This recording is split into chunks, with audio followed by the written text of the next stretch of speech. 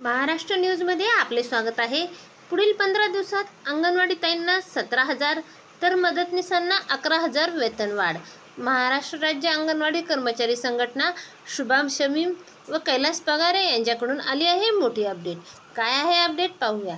तत्पूर्वी चॅनलवर नवीन आहात तर चॅनलला सबस्क्राइब करा व पुढील बेल आयकॉनवर क्लिक करा, म्हणजे असेच लेटेस्ट अपडेट आपल्यापर्यंत येतील।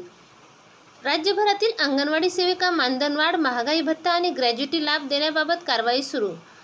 त्यातील वेतनवाढ आणि महागाई भत्ता शासन निर्णय लवकरच होईल असे आश्वासन एकात्मिक बालविकास योजनेचे आयुक्त कैलास पगारे यांनी दिले अंगणवाडी सेविकांना दिले आहे। त्यामुळे असहकार आंदोलन मागे घेण्यात आले असून अंगणवाडी सेविका नियमितपणे काम करतील अशी माहिती महाराष्ट्र राज्य अंगणवाडी कर्मचारी कृती समिती निमंत्रक सुभाष शमीम यांनी दिली। मानधनवाढ, महागाई भत्ता आणि ग्रॅज्युटी या मागण्याबाबत अंगणवाडी सेविकांकडून मागील महिनाभर असहकार आंदोलन सुरू करण्यात येत होते। कॅबिनेटच्या बैठकीत प्रस्ताव मांडणार सरकारने आंदोलनाची दखल न घेतल्याने राज्यभरातील अंगणवाडी सेविकांनी आझाद मैदानात आंदोलन केले। आयुक्त कैलास पगारे यांनी अंगणवाडी सेविकांच्या संघटनेच्या शिष्टमंडळाला त्यांच्या वेतनवाढीच्या मागणीबाबत प्रशासनाकडून मंजुरी मिळाली असल्याची माहिती दिली। याबाबत मंत्रिमंडळाच्या बैठकीत प्रस्ताव ठेवला जाणार असून त्यानंतर शासन आदेश निघेल असेही त्यांनी सांगितले।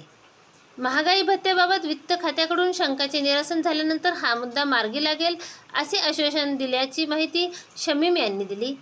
आम्ही आता आंदोलन स्थगित करत आहोत। आतापर्यंत सुरू असलेले असहकार आंदोलन मागे घेत आहोत। यापुढे काम नियमित करण्यात येणार आहे। मात्र पुढील 15 दिवसांमध्ये प्रशासनाने दिलेल्या आश्वासनाचे प्रमाणे वेतनवाढ मंजूर न झाल्यास आम्ही जेरभरो आंदोलन करू।